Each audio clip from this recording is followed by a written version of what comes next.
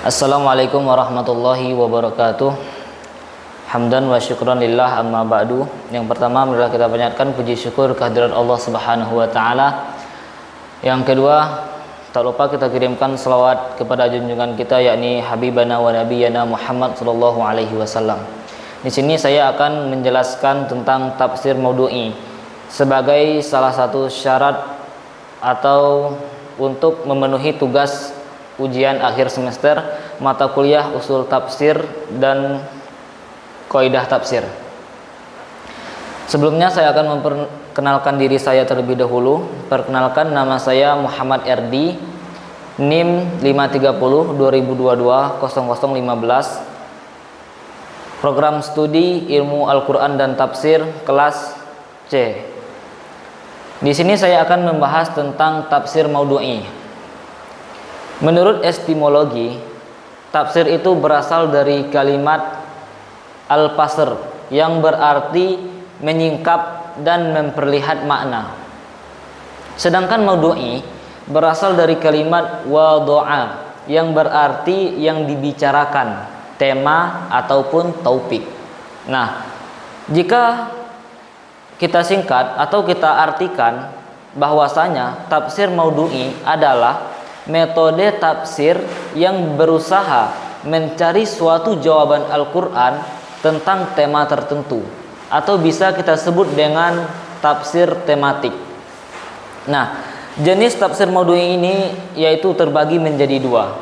Yang pertama, tafsir yang membahas satu tema dalam satu surah lengkap.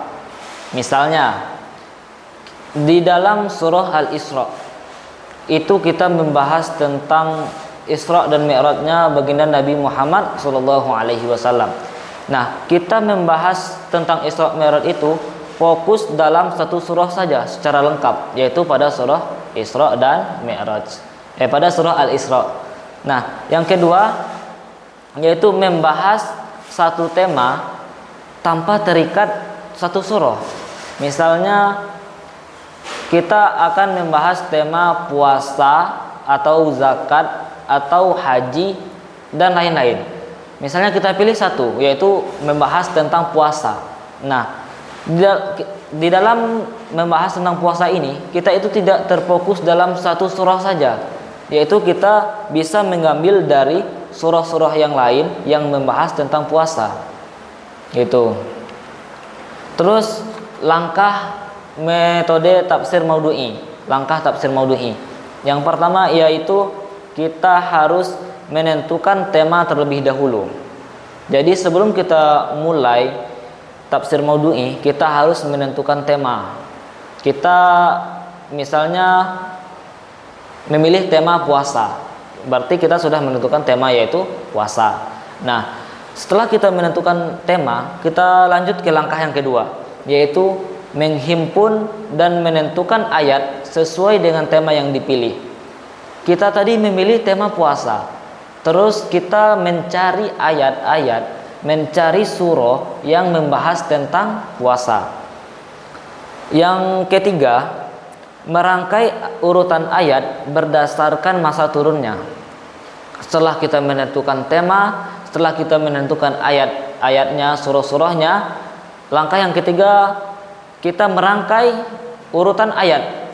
Nah, misal kita menyusun ayat itu dari masa turunnya yang terlebih dahulu. Yang keempat yaitu analisis kesamaan atau banding ayat. Setelah kita rangkai urutan turunnya, kita analisis kesamaan ayat satu dengan ayat yang lainnya. Yang terakhir adalah menyusun pembahasan dalam satu kerangka.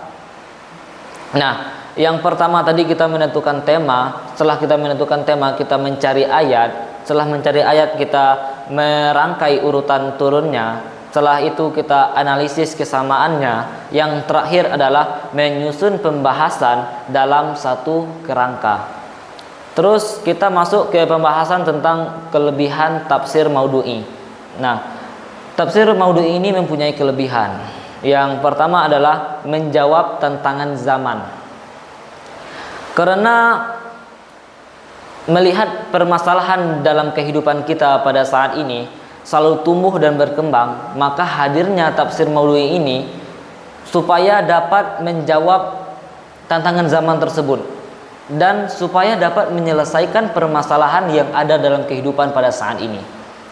Yang kedua, praktis dan sistematis, yaitu dalam usaha memecahkan permasalahan yang tumbuh dalam tema-tema tertentu. Jadi metode tafsir ini, maudhu'i ini, yaitu praktis dan sistematis.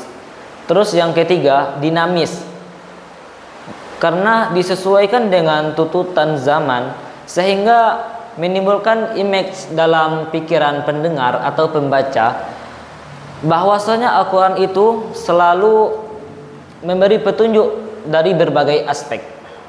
Yang terakhir adalah membuat pemahaman menjadi utuh. Setelah kita menjelaskan tentang kelebihan tadi, tentu tafsir maudhu'i juga mempunyai kekurangan. Nah, yang pertama kekurangannya adalah memenggal ayat Al-Quran. Kenapa disebut memenggal ayat Al-Quran? Karena kita mengambil itu dalam tema, yaitu dari berbagai macam surah-surah. Itu dari surah yang satu ke surah yang lainnya. Yang kedua adalah membatasi pemahaman terhadap ayat. Jadi terbatas pemahamannya karena tidak dalam satu surah yang lengkap. Tetapi juga boleh kita mengambil penjelasan tafsir maudhu'i ini dalam satu surah yang lengkap. Tergantung kita memakainya yang mana. Terus yang terakhir adalah urgensinya, yaitu tafsir maudhu'i ini dapat diandalkan untuk menjawab permasalahan sesuai dengan sebab atau maksud turunnya suatu ayat. Nah, mungkin itu pembahasan tentang tafsir maudhu'i. Kurang dan lebihnya saya mohon maaf. Saya akhiri dengan wabillahi taufiq wal hidayah. Wassalamualaikum warahmatullahi wabarakatuh.